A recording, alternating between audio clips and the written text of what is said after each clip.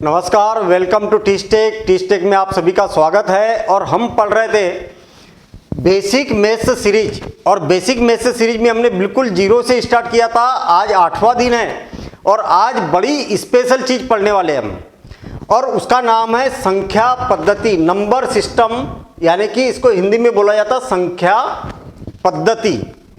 मतलब ये मान के चलिए कि चाहे कोई कॉम्पिटिटिव एग्जाम हो, चाहे 9th क्लास से लेकर 12th क्लास हो, हर किसी को इसकी जरूरत है। और इसमें थोड़ा सा भी डाउट नहीं रहना चाहिए, हर चीज क्रिस्टल क्लियर रहना चाहिए। और हम बिल्कुल जीरो लेवल से संख्या पद्धति यानी कि नंबर सिस्टम स्टार्ट कर रहे हैं, और ये मान के चलिए कि एडवांस लेवल तक जाएंगे। और आज से ही मेन ऐसा बोल सकते हैं कि एडवांस लेवल हमारा यहाँ पर स्टार्ट होता है। अभी तक तो हमने दो नंबर्स को कैसे प्लस किया जाता, कैसे माइनस किया जाता, मल्टीप्लिकेशन किया जाता, डेसिमल नंबर क्या होते हैं, ये सारी बातों को हमने अभी तक समझा। अब यहाँ से मेन हमारा सिलेबस स्टार्ट होता है, तो आप प्रॉपर तरीके से नोट्स बनाते चलेंगे और हर अगली क्लास से पहले पहली क्लास को प्रॉपर तरीके से रिवीजन करके ही अगली क्लास में इंटर करेंगे, तो आपको सबसे ज़्यादा यहाँ पर फायदा होने वाला है। और मैं आपको यकीन दिलाता हूँ कि लाइफ टाइम याद रखने वाली चीज़ें मैं आपको यहाँ पर बताऊंगा, प्रॉपर आप नोट्स बनाते हुए चलेंगे। अब संख्या पद्धति क्या होता है, नंबर सिस्टम क्या होता है, तो भाई मैथ्स में तो हमारे पास में नंबर कौन से है, 0 1 2 3 4 5 6 7 8 9, यही तो डिजिट है, यही तो अंक है हमारे पास में, है ना। क्या हो गया, 5 6 7 8 9। तो केवल और केवल ये 10 डिजिट है, और ये 10 डिजिट से ही मैथ्स को गोलमोल किया हुआ है। तो वो कैसे किया हुआ है, ये संख्या पद्धति में यानी कि नंबर सिस्टम में आपको पता चलने वाला है। सबसे पहला नंबर आपको मालूम होना चाहिए कि नेचुरल नंबर क्या होता है। नेचुरल नंबर नाम ही बड़ा क्लियर है, नेचुरल नंबर यानी कि प्राकृत संख्या। इसको क्या बोला जाता है, प्राकृत संख्या, प्राकृत संख्या। अब ये क्या होता है, तो थोड़ा सा आप सोच के देखिए। नेचुरल यानी कि जो नेचर से बना हुआ है, ये जो नेचुरल चीजें आती है, जैसे अगर मान लिया जाए कि हमारे पास में कुछ वस्तुएं हैं, उनको अगर गिनना है, और कोई अगर स्कूल नहीं गया, उनसे भी आप पूछिए कि अगर मान लिया जाए कि एक टोकनी में 50 आम रखे हुए हैं आपने, और कोई स्कूल नहीं गया, पढ़ा लिखा भी नहीं है, उससे भी आप पूछ लीजिए कि इसमें कितने आम रखे हो, तो गिन के बता देगा। मतलब ये क्या है, नेचुरल है, ये वाली चीजें हर कोई जानता है, तो उसी हिसाब से इसका नाम नेचुरल नंबर रखा गया है। और नेचुरल नंबर क्या होता है, गिनती की संख्या, कोई चीज गिनने के लिए जो यूज की जाती है उसको नेचुरल नंबर, काउंटिंग नंबर्स, ठीक है ना। तो ऐसा याद रखिए, आप शब्दों को कनेक्ट करिए। प्राकृत संख्या यानी कि नेचुरल नंबर क्या होता है, गिनती की संख्या को प्राकृत संख्या कहा जाता है। प्राकृत संख्या, प्राकृत संख्या किसको बोला जाता है, गिनती की संख्या को प्राकृत संख्या, यही इसकी परिभाषा है। वस्तुओं को गिनने के लिए हम जिन संख्याओं का उपयोग करते हैं वही प्राकृत संख्या है। Numbers which are used for counting the objects, है ना, कोई ऑब्जेक्ट है या कोई वस्तु है, उनको हम गिनने के लिए कॉल्ड नेचुरल नंबर। और सबसे इंपॉर्टेंट बात यह है कि इसको कैपिटल एन के द्वारा प्रदर्शित किया जाता है। मतलब आपको अगर मैथ्स में ऐसा नंबर अगर दिखे, आपको बोला जाए कि कोई नंबर है जो कि एन है, तो आपको समझ जाना है कि ये प्राकृत संख्या, नेचुरल नंबर है। और वो क्या होती है, अगर मैं n इज टू रखूं तो n की वैल्यू क्या क्या हो सकती है, प्रारंभ होगी, अरे गिनती कहां से प्रारंभ होती है, 1 से, तो 1 2 3 4 5 6, और इसी प्रकार से चलते जाएगा कहां तक। सबसे छोटी प्राकृत संख्या क्या होती है, सबसे छोटा नेचुरल नंबर होता है 1, और फिर 1 1 को प्लस करते चलेंगे तो आपके पास में चलते जाएगा चलते जाएगा। और सबसे बड़ा नेचुरल नंबर क्या होता है, नहीं मालूम, ये अपरिभाषित है सबसे बड़ा नेचुरल नंबर। मतलब आप बोल सकते कि सबसे बड़ा, आपसे अगर पूछा जाए कि सबसे बड़ा नेचुरल नंबर बताओ, सबसे बड़ी प्राकृत संख्या बताओ, तो आप बोलेंगे कि ये तो अपरिभाषित है, ठीक है। चलिए अब आगे बढ़ते हम। होल नंबर, नाम से क्लियर है, होल, होल मतलब ये होल हो गया, है ना, छेद। तो होल नंबर मतलब अरे छेद जैसा क्या दिखता है मेष में, ये है ना, ये जीरो। जो गिनती की संख्या है, काउंटिंग नंबर है, उसमें हमने क्या कर दिया, जीरो को भी शामिल कर दिया। अब जीरो की कहाँ पर जरूरत पड़ती है, जैसे मान लिया जाए कि हमारे पास में एक टोकनी है और टोकनी में कुछ वस्तुएं रखी है। मान लिया जाए कि इसके अंदर 5 आम रखे हैं। आपसे बोला जाए कि इस टोकनी के अंदर कितने आम है, तो गिन लोगे 1 2 3 4 5। अगर आपसे पूछा जाए कि इस टोकनी के अंदर क्या है, क्या रखा हुआ है, और कुछ भी नहीं रखा है, एक भी आम नहीं है या कोई भी वस्तु यहाँ पर नहीं रखी है, तो आप क्या बोलोगे कि टोकनी खाली है, टोकनी खाली है, इसके अंदर कोई भी वस्तु नहीं है। इस प्रकार से प्रदर्शित करेंगे। लेकिन मैथ्स में मजा नहीं आएगा ना, तो हम बोलेंगे कि इस टोकरी के अंदर जीरो वस्तुएं रखी है, मतलब जीरो का बड़ा इंपॉर्टेंस है मैथ्स में। ठीक है, जीरो के बिना काम नहीं होने वाला है। तो होल नंबर किसको बोला जाएगा, जिसको बोला जाता है पूर्ण संख्या। क्या बोला जाता है, पूर्ण संख्या, पूर्ण संख्या है। मतलब when zero is included in the natural numbers, they are known as whole numbers, they are denoted by W। कहने का मतलब शून्य को अगर प्राकृत संख्याओं में शामिल कर दिया जाए तो वो क्या बन जाता है, होल नंबर बन जाता है, पूर्ण संख्या बन जाती है। तो इसको कैसे डिनोट किया जाता है, W के द्वारा डिनोट किया जाता है। किसके द्वारा, W के द्वारा, कैपिटल W। और ये होता क्या है, तो आप बोलेंगे कि अभी तक तो हमें मालूम था कि 1 2 3 4 5 6 और इसी प्रकार से आगे चलते जाएगा। और कहाँ तक चलते जाएगा, अनंत तक चलते जाएगा, मतलब कभी खत्म नहीं होगा। ये क्या थी, प्राकृत संख्या थी। अब इसमें किसको शामिल कर दिया भाई, जीरो को शामिल कर दिया। तो अब क्या बन गई, ये पूर्ण संख्या बन गई, यानी कि होल नंबर बन गया। होल को शामिल कर दिया यानी कि जीरो को शामिल कर दिया। ऐसा याद रखिए, आप नाम से ही आप इसको समझेंगे तो बड़े आसानी से, और लाइफ टाइम फिर उस चीज को कभी जीवन में नहीं भूल पाएंगे।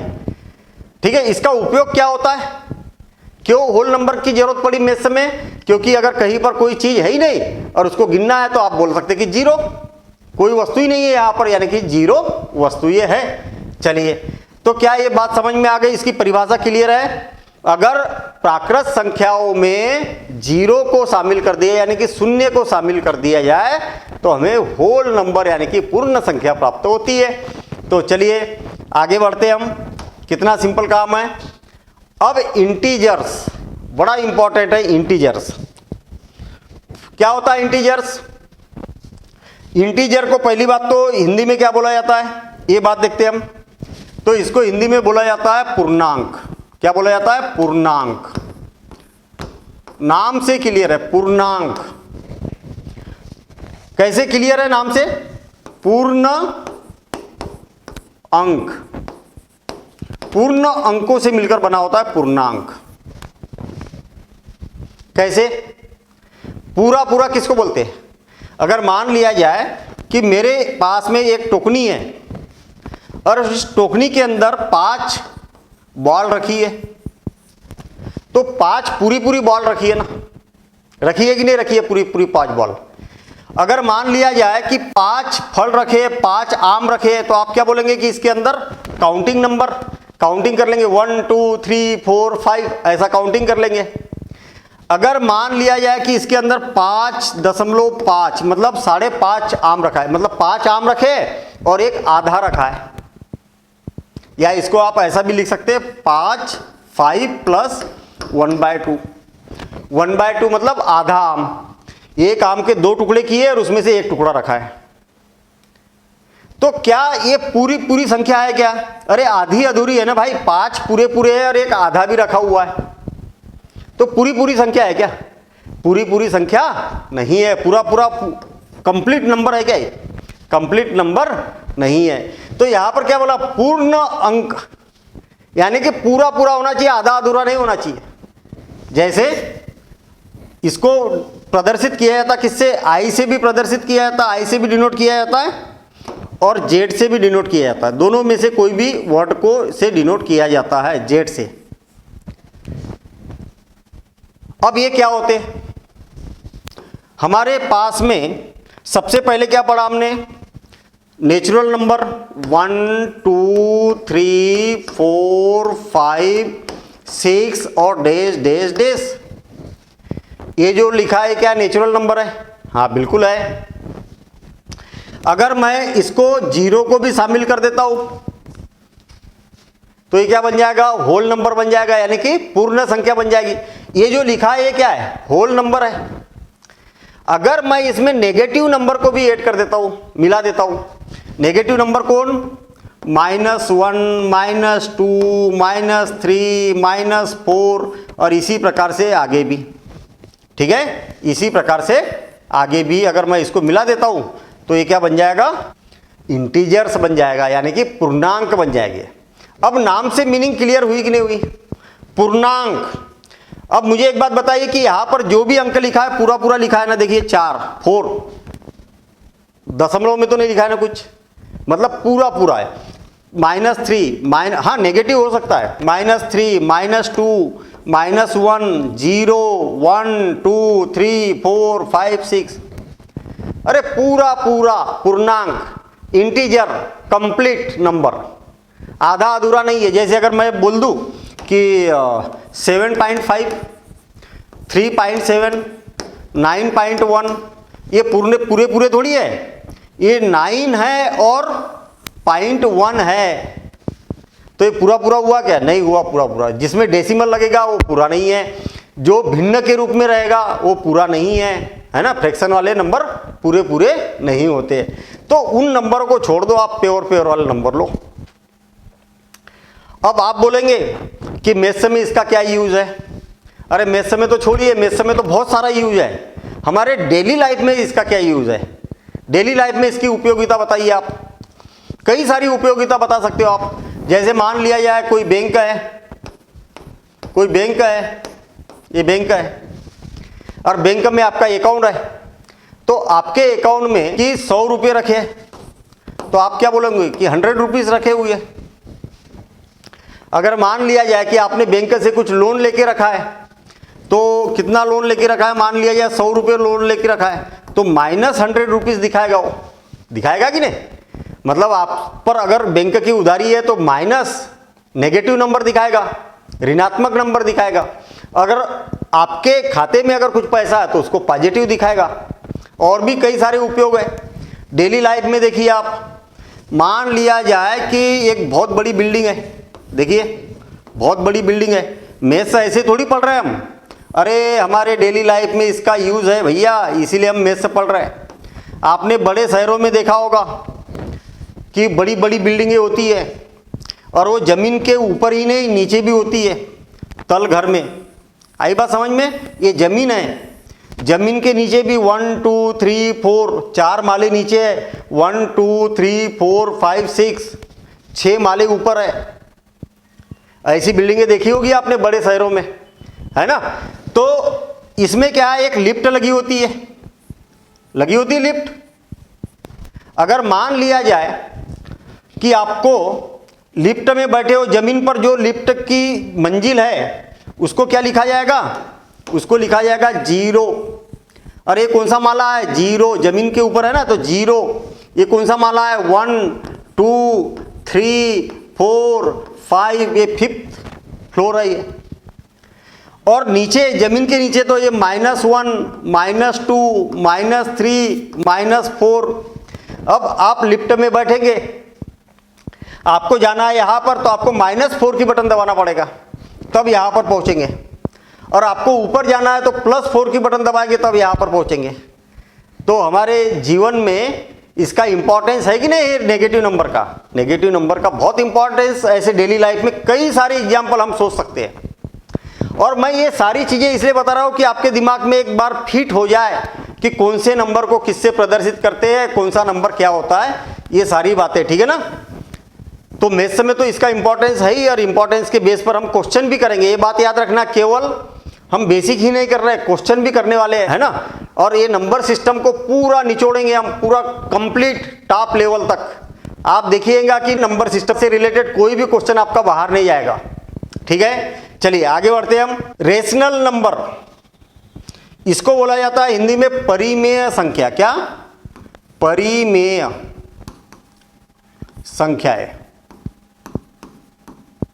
ये क्या होती है मैं आपको बता दूं कि कई सारे 11 12 वाले बच्चों से मैं पूछता हूं कि अच्छा रेशनल नंबर यानी कि परिमेय संख्या बताओ क्या होती है, तो ये रटी हुई डेफिनेशन बताते सब।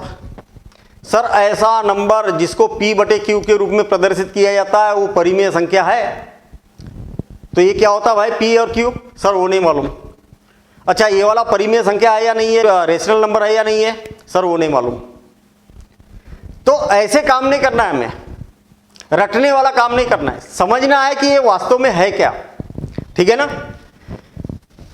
पहले इस बात को समझ लीजिए आप कि रेशनल नंबर यानी कि परिमेय संख्या क्या होती है। ये मैंने लाइन खींची लाइन, फ्रैक्शन बनाना चाह रहा हूं मैं। क्या बनाना चाह रहा हूं? फ्रैक्शन बनाना चाह रहा हूं, मतलब भिन्न बनाना चाह रहा हूं। इसमें क्या होता है? न्यूमरेटर यानी कि अंश होता है और डेनोमिनेटर होता है यानी कि हर होता है कि नहीं? अरे दो चीजें होती है ना, भिन्न जब बना लिया आपने तो न्यूमरेटर डेनोमिनेटर यानी कि अंश और हर, ऐसा होता है। आपकी जो मर्जी हो वो ऊपर लिख दो, आपकी जो मर्जी हो उसको नीचे लिख दो P और Q के जगह। लेकिन याद रहे Q का मान 0 मत रख देना, बस इसको माफ कर देना। हमने इससे पहले क्या पढ़ा? पूर्णांक पढ़ा। P और Q के जगह इनमें से कोई भी नंबर रख सकते हो आप। आई बात समझ में? इनमें से कोई भी नंबर रख सकते हो P और Q के जगह, बस Q के जगह 0 मत रखना। P के जगह रख सकते हैं हम 0। अब देखना आप, अगर मान लिया या मैंने ये डिवाइड की लाइन खींची, मैंने लिख दिया ऊपर 7 और नीचे लिख दिया 9, ये क्या है? रेशनल नंबर है। ऐसा नंबर जिसको P/Q के रूप में प्रदर्शित किया जाता है। The numbers which can be expressed in the form of P/Q where P and Q are integers. याद रखना कि ये क्या होते हैं? इंटीजर्स होते हैं यानी कि पूर्णांक होते। कोई भी पूर्णांक ऊपर रख सकते हो, कोई भी पूर्णांक नीचे रख सकते हो। याद रखना मैं क्या बोल रहा हूं, कोई भी पूर्णांक, कोई भी इंटीजर को आप ऊपर रख सकते हैं, कोई भी इंटीजर को नीचे रख सकते हैं। देखना मैं लिख देता हूं -8 डिवाइडेड बाय -3। ये भी है क्योंकि -8 इंटीजर है ना, -3 इंटीजर है मतलब पूर्णांक है। अच्छा 18 ये है क्या? आपने ऊपर तो रख दिया लेकिन नीचे नहीं रखा ना, तो आप इसको ऐसा भी तो लिख सकते हैं 18 डिवाइडेड बाय 1। अरे P/Q के फॉर्म में लिख दिया ना आपने? हाँ बिल्कुल लिख दिया। ये सारे क्या है? सारे क्या है? रेशनल नंबर है। जैसे अगर मान लिया जाए कि 0 डिवाइडेड बाय 8, इसकी वैल्यू तो कितनी होती है? 0 ही होती है। तो 0 को आप 0 डिवाइडेड बाय 8 लिख सकते क्या? हाँ लिख सकते हैं। क्यों? मैंने क्या बोला कि ऊपर आप कोई भी इंटीजर को रख सकते हैं यानी कि कोई भी पूर्णांक को रख सकते हैं, नीचे भी कोई भी पूर्णांक को रख सकते हैं, लेकिन नीचे 0 नहीं होना चाहिए। ऊपर तो 0 आ सकता है ना, आई बात समझ में? ऊपर 0 आ सकता है, तो ये भी क्या होगा? रेशनल नंबर होगा। अच्छा अब बताना मुझे 11/0 ये है क्या रेशनल नंबर? ये रेशनल नंबर नहीं है क्योंकि स्ट्रिक्टली मना करके रखा है कि नीचे 0 नहीं आना चाहिए। अब बताना मुझे √3 डिवाइडेड बाय 5 ये है क्या रेशनल नंबर? क्या रेशनल नंबर है क्या? तो आप बोलेंगे कि है। ये रेशनल नंबर नहीं है।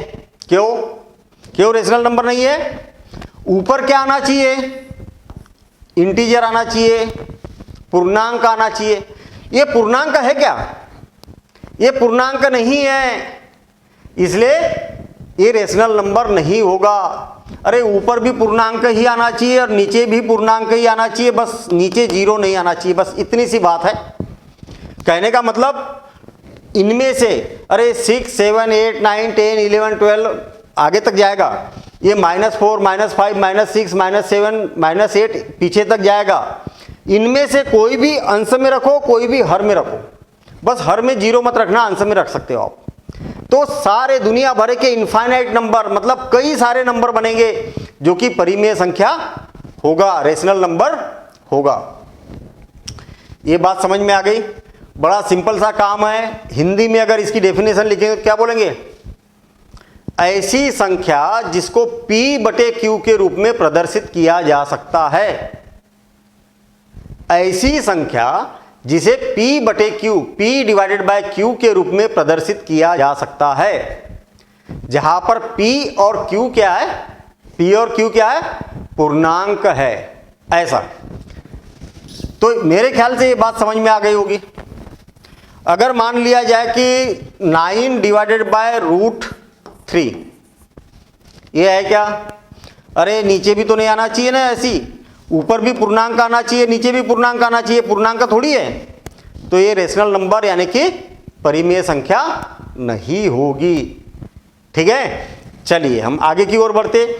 इसको Q के द्वारा प्रदर्शित किया जा सकता है। इसको किससे डिनोट किया जाता है? Q से डिनोट किया जाता है, कैपिटल Q से। याद रखना, ये बड़ी इंपॉर्टेंट बात है। Q से डिनोट किया जाता है। और Q जैसे एक एग्जांपल दे देता हूं मैं, 3/5 -9/11 है ना, -4 -9 है ना, 7.923। ये हो सकता क्या? Rational number. ये नहीं हो सकता डेसिमल वाला, कोई भी रेशनल नंबर नहीं होता। होता है क्या? अरे होता है क्या? आप क्या बोलना चाह रहे हैं कि ये होगा या नहीं होगा? तो बड़ा सिंपल सा काम है कि इसको अगर हम परिवर्तित करेंगे तो 7,923, और ये डेसिमल का 1 है तो 1 लिख देता हूं मैं यहां पर, 1 2 3 1 2 3। अभी आप क्या बोल रहे थे कि ये रेशनल नंबर नहीं है? भैया है। आई बात समझ में? देखिए ना, इसको मैंने हल किया तो ये भी क्या है? इंटीजर है, और ये भी क्या है? इंटीजर है, यानी कि ये रेशनल नंबर होगा। आई क्या बात समझ में? ये डिटेल में अपन और पढ़ेंगे, रेशनल नंबर के बारे में और पढ़ेंगे। चलिए ठीक है, अब अगला नंबर देखते हैं हम, इरेशनल नंबर। बड़ा मजेदार। बच्चे बोलते हैं कि इरेशनल, अच्छा मुझे एक बात बताओ, इरेशनल नंबर क्या होता है? और ये इरेशनल नंबर में तो थोड़ा सा भी अगर घुमा दिया तो बच्चा घूम जाता है। उनसे पूछो कि अच्छा ये बताओ, ये वाला इरेशनल नंबर होगा क्या? तो बच्चा बोलता है यार होगा, कभी बोलता नहीं होगा। तो गड़बड़ है। क्यों? क्योंकि उसकी परिभाषा, डेफिनेशन जो है उसके रट के रखी है। रटना नहीं है, समझना है। आप देखना, मैं इरेशनल नंबर को बताऊंगा और पूरी बातें यहां पर क्लियर करने वाला हूं मैं। इरेशनल नंबर क्या होता है? इसको बोला जाता है अपरिमेय संख्या। परिमेय संख्या, अपरिमेय संख्या। ये क्या होता है? The number which cannot be represented as a P/Q where Q is not equal to 0। ऐसी संख्या जिसको P/Q के फॉर्म में नहीं लिखा जा सकता। अरे जो ऐसा लिख सकते उसको परिमेय संख्या, जिसको ऐसा नहीं लिखा जा सकता वो अपरिमेय संख्या। मतलब जिसको ऐसा लिखा जा सकता उसको रेशनल नंबर, जो जिसको ऐसा नहीं लिखा जा सकता वो इरेशनल नंबर। कहने का मतलब दुनिया में कोई नंबर अगर रेशनल है तो वो इरेशनल नहीं हो सकता, और कोई अगर इरेशनल है तो वो रेशनल नहीं हो सकता है। कोई भी नंबर उठा लो आप, वो या तो रेशनल होगा या तो इरेशनल होगा। समझ में आई बात? अरे मेरे पास में 2 ग्रुप है, कोई भी नंबर उठा लो आप, या तो इसमें जाएगा या तो इसमें जाएगा। ऐसा नहीं कि बीच में लटका रहेगा। और मैं एक नंबर बताऊंगा कॉम्प्लेक्स नंबर, मैं अभी उसकी बात नहीं कर रहा हूं, कॉम्प्लेक्स नंबर की बात नहीं कर रहा हूं, सम्मिश्र संख्या की बात नहीं कर रहा हूं, उसकी बात नहीं कर रहा हूं, उसको अभी छोड़ दो। अभी मैं केवल वास्तविक संख्याओं की बात कर रहा हूं। तो कोई भी नंबर आप दिमाग में डाल लो तो वो या तो इसमें मिलेगा या तो इसमें मिलेगा। जो इसमें मिलेगा वो इसमें नहीं आ सकता, जो इसमें नहीं आएगा, जो इसमें आएगा वो इसमें नहीं आ सकता। आई बात समझ में? तो इस बात को जरा ज़्यादा डिटेल में पढ़ने की जरूरत है इरेशनल नंबर को। यहाँ पर आज के बाद में और कोई कंफ्यूजन नहीं होना चाहिए इरेशनल नंबर के बारे में। इरेशनल नंबर क्या होता है और इसको किससे डिनोट किया जाता है? तो इसको P से डिनोट किया जाता है। किससे डिनोट किया जाता है? कैपिटल P से डिनोट किया जाता है। अब ये सब कैसे याद रखेंगे? कैपिटल Q से किसको डिनोट किया जाता है? रेशनल नंबर को। और कैपिटल P से किसको डिनोट किया जाता है? इरेशनल नंबर को। ये होते क्या है? मैं रूट में लिखता हूं √2, √3, √5, √6, √7, √8, √9 नहीं आएगा, √10 और इसी प्रकार से आगे। ये सारे नंबर क्या है? इरेशनल नंबर है। अगर मान लिया जाए मैं ऐसा लिखता हूं क्यूब रूट ऑफ 3 और यहां मैं 2 लिख देता हूं, cube root of 3, cube root of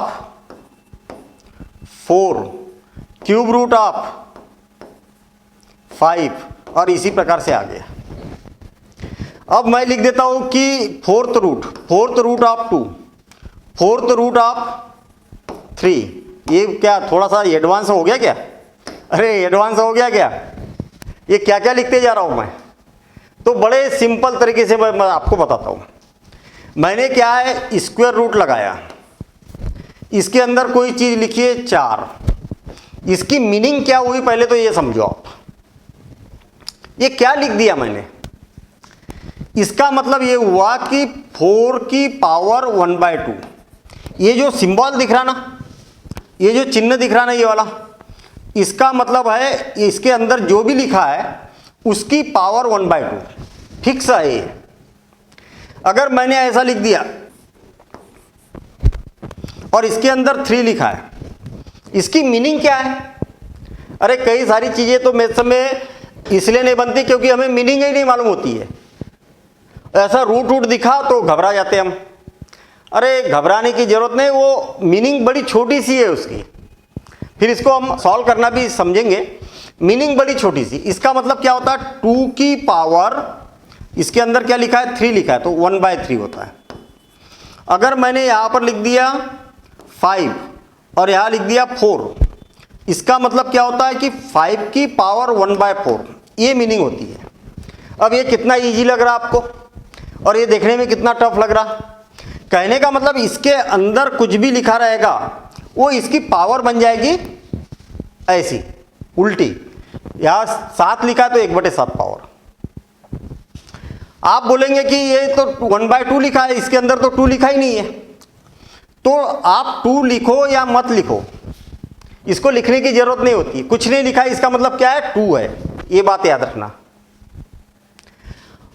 अब ये सारे नंबर्स, जितने भी नंबर है ना, ये सारे नंबर क्या होते हैं? इरेशनल नंबर होते हैं। लेकिन कई बार क्या होता है कि इसको हल करने पर ये रूट गायब हो जाता है इसका। जैसे मान लिया जाए कि मैं इसको लिख सकता हूं कि 4 की पावर 1/2 और ये 4 को लिख सकता हूं 2 की पावर 2 और इसकी पावर कितनी हो गई? 1/2। आपको मालूम है ये वाला रूल अपन बाद में पढ़ेंगे कि पावर पर पावर हो तो पावर का मल्टीप्लिकेशन हो जाता है, गुना हो जाता है। तो ये दोनों एक दूसरे से कैंसिल हो गए। तो इसका आंसर कितना आ गया? 2। कहने का मतलब यहां पर रूट था ना, ये रूट था ना, अरे ये रूट था ना, इसको सॉल्व करते गए तो ये रूट गायब हो गया ना। रूट क्या हो गया? गायब। तो फिर ये इरेशनल नंबर नहीं होगा, ये क्या होगा? रेशनल नंबर की कैटेगरी में आ गया। गायब हो गया ना। यहां पर आप देखेंगे कि 2 की पावर 1/3। अब इसको सॉल्व कर ही नहीं सकते आप, ये जैसे कि वैसे रहेगा। तो ये इरेशनल नंबर आ जाएगा और जो गायब हो जाएगा वो रेशनल नंबर में पहुंच जाएगा, परिमेय संख्या में पहुंच जाएगा। ये बात समझ में आई क्या? फिर से और एक बार देखिए। अगर मान लिया जाए 27 है और यहां पर लिखा है इसके अंदर 3, देखने से तुरंत हमें ऐसा लग रहा कि ये क्या है, इरेशनल नंबर है, क्या है, अपरिमेय संख्या है, ऐसा लग रहा है यहाँ पर, लेकिन है कि नहीं है इसको चेक करना पड़ेगा। चेक करना पड़ेगा तो इसको सॉल्व करना पड़ेगा। भैया इतना डिटेल में मैं आपको बता रहा हूं कि इससे रिलेटेड कोई कंफ्यूजन नहीं रहेगा। टाइम लगेगा, कोई टेंशन नहीं है, टाइम लगेगा, लगने दो, लेकिन जल्दबाजी में कई बच्चे क्या करते हैं, इरेशनल नंबर को समझते हैं इरेशनल नंबर, अच्छा अपरिमेय संख्या क्या होती है, जिसको P बटे Q के रूप में नहीं लिखा जा सकता, वो अपरिमेय संख्या, बुक में भी ऐसे पढ़ते हैं और रट लेते हैं उसको, लेकिन ये वास्तव में क्या बोलना चाहता ये मालूम ही नहीं है हमें, तो फिर गड़बड़ होगी कि नहीं होगी। तो थोड़ा सा टाइम लगेगा, हम पूरा कवर करते हुए चलेंगे। यहां पर देखना, मुझे एक बात बताओ कि ये 27 है ना, 27 को मैं फैक्टर बनाता हूँ, इसके गुणनखंड बनाता हूँ, तो 3 से डिवाइड हो रहा, 3 9 जा 27 और 3 से 3 टाइम और 3 से 1 टाइम।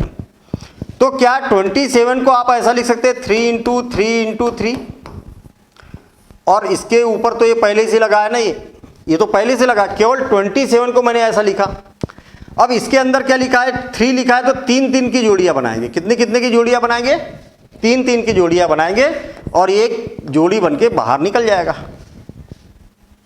नहीं आया समझ में, फिर से और एक बार देखना।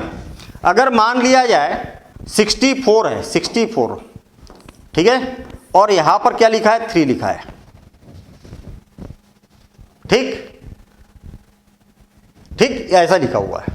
मुझे एक बात बताओ कि इसको क्या लिख सकते हो आप, 64 को ब्रेक करेंगे तो 2 से कितने बार, 2 3 जा 2 2 जा, 2 से 16 टाइम, 2 से 8 टाइम, 2 से 4 टाइम, 2 से 2 टाइम, 2 से 1 टाइम, 1 2 3 4 5 6, मतलब आप इसको लिख सकते हैं क्यूब रूट ऑफ 3, 1 2 3 4 4 5 और 6, 6 बार आया ना, ये 6 बार, हाँ ठीक है। इसके अंदर कितना लिखा है, 3 लिखा है, तो 3 3 की जोड़ियां बनाना है आपको, और ये जोड़ी जिसकी जिसकी जोड़ी बन गई वो बाहर निकल जाएगा, और जिसके पैर नहीं बनेंगे वो अंदर ही रह जाएगा। तो सबके तो पैर बन के बाहर निकल गया ना, तो इसका मतलब क्या हो गया, 4 हो गया। कितना हो गया, 2 2 जा 4। तो ये वाला कौन सा नंबर है, अब पहले तो दिख रहा था इरेशनल नंबर, लेकिन अब ये इरेशनल नहीं रहा, वो क्या रहा, रेशनल है। वो देखने में नहीं, आपको उसको सिंप्लीफाई करके देखना है। आई ना बात समझ में। और एक एग्जांपल बताता हूं मैं, ठीक है। ये कितना हुआ था, 6 हुआ था, 7 8, तो 64 128 256, 256, और यहां पर लिखा है 4। इसका मतलब क्या है, इसका मतलब ये है कि 256 के तो पहले ब्रेक करो, 2 से होगा 1 2 और 8 टाइम, 2 से होगा 6 टाइम और 4 टाइम, 2 से होगा 32 टाइम, 2 से होगा 16 टाइम, 2 से होगा 8 टाइम, 2 से होगा 4 टाइम, 2 से होगा 2 टाइम, 2 से होगा 1 टाइम। 1 2 3 4 5 6 7 8, तो मतलब आप इसको लिख सकते हैं 1 2 3 4 5 6 7 और 8, और यहां क्या लिखा है, 4 लिखा है। अब कितने कितने की जोड़ियां बनेगी, यहां पर अंदर 4 लिखा है ना, तो 4 4 की जोड़ियां बनेगी। ये 4 हो गए और ये 4 हो गए, तो एक जोड़ी का एक नीचे आएगा और इस जोड़ी का भी एक नीचे आएगा, तो कितना हो गया, 4। कहने का मतलब इसका ये जो रूट वाला चिन्ह है ना, ये गायब हो गया ना, गायब हो गया ना। तो अब ये इरेशनल नंबर नहीं है, क्या है, रेशनल नंबर है। आई बात समझ में। अगर मान लिया जाए कि यहां पर होता 256 के जगह 128, तो यहां पर क्या होगा, एक ऐसा हो जाएगा, है ना, इतना आ जाएगा ऐसा। अब देखिए 4 4 की जोड़ियां बनाना है, तो ये 4 की जोड़ी बन के बाहर निकल जाएगा और ये अंदर ही अटक जाएगा। ये कितना अटकेगा, 2 इंटू 2 इंटू 2, और अंदर क्या लिखा है, 4 लिखा है। क्यों अंदर रह गया, क्योंकि 4 की जोड़ी, यहां अंदर 4 लिखा है, तो 4 की जोड़ी बन के बाहर निकल रहा है क्या, नहीं निकल रहा। तो 2 4, 2 2 जा 4, 4 जा 8। अब ये पूरा इसका ये वाला चिन्ह गायब हुआ क्या? नहीं हुआ। हुआ क्या? चिन्ह गायब नहीं हुआ। इसका मतलब ये क्या होगा? इरेशनल नंबर होगा। ठीक है। और एक बड़ा पॉपुलर नंबर है पाई। पाई भी इरेशनल नंबर होता है। क्यों होता है? आप बोलोगे कि पाई की वैल्यू कितनी होती है? 22/7 होती है। होती है कि नहीं? 22/7 पाई का मान कितना होता है? 22/7। और इसको तो आप P/Q के रूप में लिख रहे हैं ना। अरे ये P का मान हो गया, ये Q का मान हो गया, तो ये तो क्या होना चाहिए? परिमेय संख्या होना चाहिए। अपरिमेय संख्या में क्यों लिख दिया मैंने पाई? एक्चुअल क्या होता है? ये इसका मान होता ही नहीं है पाई का। ये क्या होता है? अप्रॉक्स, लगभग होता है। क्या होता है? ये लगभग मान होता है, इतना। यही कारण है कि अच्छा, तो फिर इसका ओरिजिनल मान क्या होता है? तो ये होता है, चलते जाएगा। आप अगर इसका ओरिजिनल मान निकालोगे तो ये चलता जाएगा, डेसिमल के बाद में कभी खत्म नहीं होगा। वो भी बातें हम समझेंगे, ठीक है ना? वो भी बातें समझेंगे। अभी केवल इतनी बात याद रखो कि पाई क्या होता है? अपरिमेय संख्या होती है, इरेशनल नंबर होता है। ऐसे ही एक्सपोनेंशियल होता है एक नंबर, इसके बारे में भी डिटेल में समझेंगे हम। तो ये भी क्या होता है? अपरिमेय। ये ई नहीं है, ये एक्सपोनेंशियल बोला जाता है, चर घातांकी बोला जाता है इसको। तो ये क्या होता है? ये क्या होता है? अपरिमेय संख्या की कैटेगरी में आता है। इसकी वैल्यू होती है 2.7172 ऐसा करके होती है। वो मैं बताऊंगा, डिटेल में बताऊंगा, ठीक है ना? तो ये सारे नंबर क्या होते हैं? इरेशनल नंबर होते हैं। इतनी बात क्लियर है?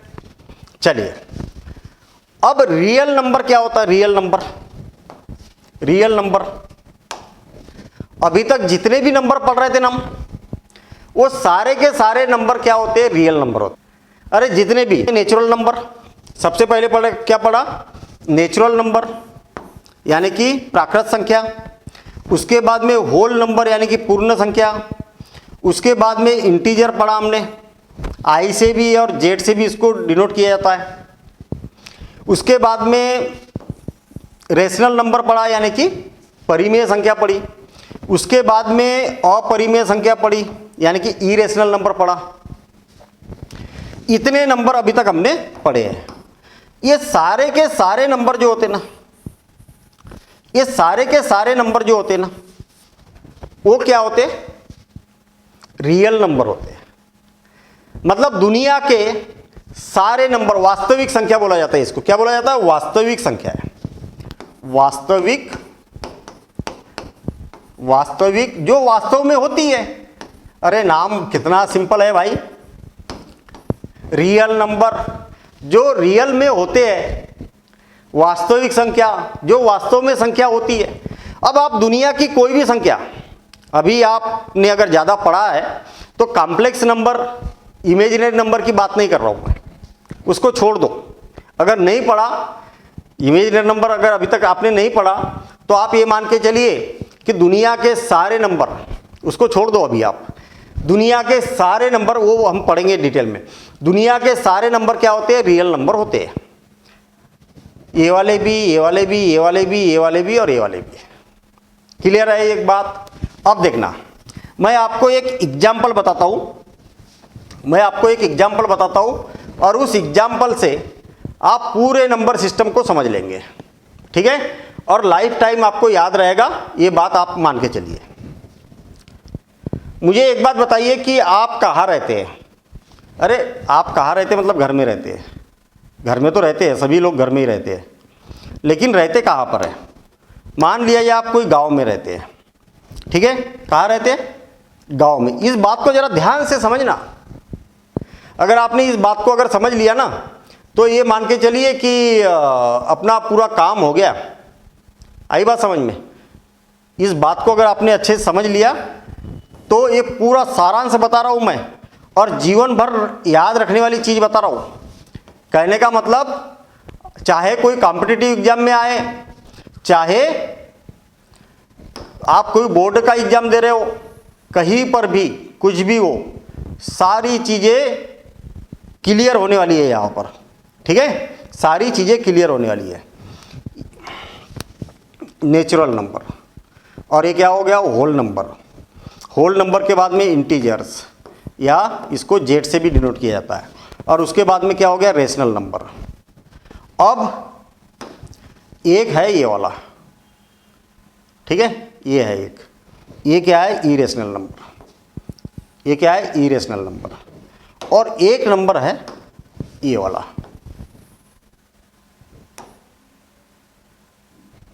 ध्यान से समझना आप, इसको बोला जाता है रियल नंबर, और ये चार्ट बना भी लेना।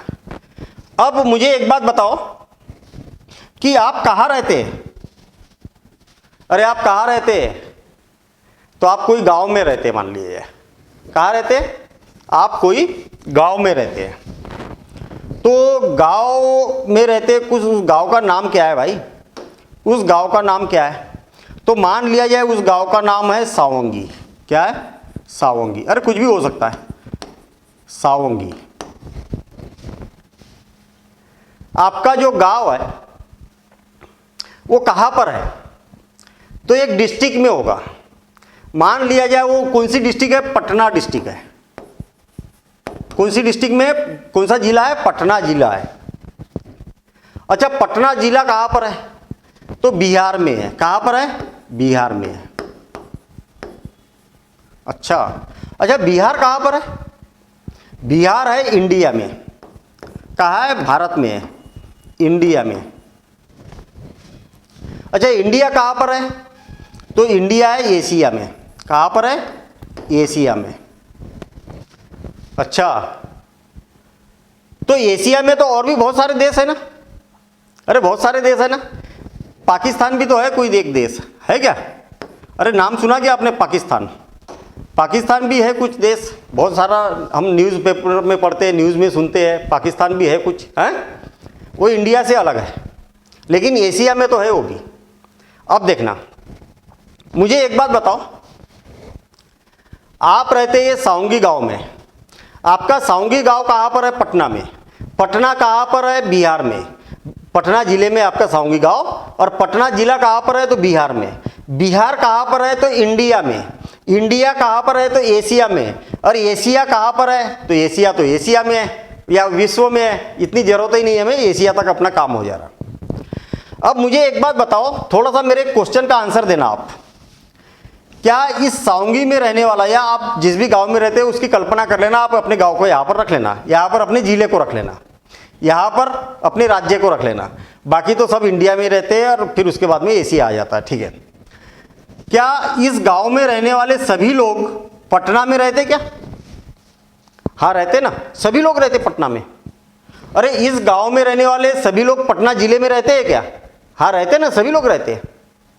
क्या पटना जिले में रहने वाले सभी लोग आपके गांव में रहते हैं क्या, अरे सब थोड़े रहते हैं, पटना जिला तो बहुत बड़ा है और मेरा गांव तो छोटा सा है।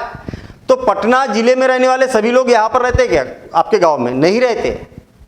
अच्छा, आपके गांव में रहने वाले सभी लोग बिहार में रहते हैं क्या, हाँ रहते हैं ना। क्या आपके गांव में रहने वाले सभी लोग इंडिया में रहते हैं क्या, हाँ रहते हैं ना। क्या आपके गांव में रहने वाले सभी लोग एशिया में रहते हैं क्या, हाँ रहते हैं, एशिया में रहते हैं। क्या आपके गांव में रहने वाले सभी लोग पाकिस्तान में रहते हैं क्या, नहीं, अरे पाकिस्तान तो अलग कंट्री है। ध्यान देना, मैं छोटी सी एक एग्जांपल के द्वारा बहुत बड़ी बात बता रहा हूं यहाँ पर, मतलब लाइफ टाइम आपको याद रहेगा। मतलब आपको पता चल रहा कि सावंगी में रहने वाले सभी लोग, अरे सावंगी में कौन रह रहा है, ये यन रह रहा, तो वही तो काम हो गया कि सभी प्राकृत संख्या होल नंबर यानी कि पूर्ण संख्या है, सभी नेचुरल नंबर इंटीजर्स भी है, सभी नेचुरल नंबर क्या है, रेशनल नंबर है, सभी नेचुरल नंबर क्या है, रियल नंबर है। सभी पटना में रहने वाले बिहार में रहते यानी कि सभी होल नंबर इंटीजर्स है, सभी होल नंबर रेशनल नंबर है, सभी होल नंबर रियल नंबर है। सभी इंटीजर्स क्या है, सभी इंटीजर्स क्या है, रेशनल नंबर है, सभी इंटीजर क्या है, रियल नंबर है, सभी रेशनल नंबर रियल नंबर है। लेकिन सारे रियल नंबर इंटीजर नहीं है, सारे रियल नंबर रेशनल नंबर भी नहीं है, सारे रियल नंबर होल नंबर भी नहीं है, सारे रियल नंबर नेचुरल नंबर भी नहीं है। पूरे एशिया में रहने वाले सभी लोग साउंगी में रहते क्या? नहीं। सारे एशिया में रहने वाले पटना में रहते क्या? नहीं। सारे एशिया वाले बिहार में रहते क्या? नहीं। सारे एशिया वाले इंडिया में रहते क्या? नहीं। एशिया में तो बहुत सारी कंट्री है। ऐसे क्वेश्चन कॉम्पिटिटिव एग्जाम में आते हैं। अच्छा मुझे एक बात बताइए, साउंगी में रहने वाले पाकिस्तान में रहते क्या? नहीं। पटना वाले पाकिस्तान में रहते क्या? नहीं। बिहार वाले पाकिस्तान में रहते क्या? नहीं। इंडिया वाले पाकिस्तान में रहते क्या? नहीं। लेकिन पाकिस्तान वाले इंडिया में रहते क्या? नहीं। यानी कि कोई भी इरेशनल नंबर रेशनल नहीं हो सकता, इंटीजर भी नहीं हो सकता, होल नंबर भी नहीं हो सकता, नेचुरल नंबर भी नहीं हो सकता है। क्या पाकिस्तान में रहने वाले सभी लोग एशिया में रहते क्या? हाँ। आई बात समझ में? तो इस कॉन्सेप्ट को याद रखना, तो आपको लाइफ टाइम हमेशा के लिए ये याद हो जाएगा कि कौन क्या हो सकता है। मतलब आपसे अगर बोला जाए कि क्या सभी नेचुरल नंबर यानी कि प्राकृत संख्या होल नंबर है क्या, तो आप बोलेंगे है। आपसे बोला जाएगा कि क्या सभी होल नंबर इंटीजर है क्या, अपना रेशनल नंबर है क्या? हाँ है। होल नंबर ये है क्या? हाँ है। अरे पटना में रहने वाले सभी लोग इंडिया में रहते हैं। ऐसे कई हजारों क्वेश्चन इससे रिलेटेड बन जाते हैं, और अगर आपको ये कॉन्सेप्ट मालूम है तो आप खटाखट इसके आंसर दे सकते हैं। अंदर से बाहर वाले है, बाहर वाले अंदर नहीं हो सकते हैं। ठीक है, तो आज के सेशन के लिए इतना ही। अभी हमने इसमें जो इंटीजर्स है इसके भी पार्ट होते हैं, ये बात अभी नहीं बताई, वो मैं बताऊंगा। ठीक है ना, ये बात बताऊंगा। और ये सीरीज थोड़ी सी नंबर सिस्टम की सीरीज थोड़ी सी लंबी जाएगी, और लंबी जाने का मतलब ये है कि हम पूरी एक एक चीज पूरी बारीकी से हम पढ़ने वाले हैं, तो सारी चीजें आपकी क्लियर होने वाली है। आपको इधर उधर भटकने की जरूरत नहीं है। मैथ्स में आप जीरो से हीरो बन जाएंगे अगर आप कंटिन्यूअस लगे रहेंगे, ये मेरा आपसे वादा है। और मिलेंगे हम अगली क्लास में। Thank you, all the best.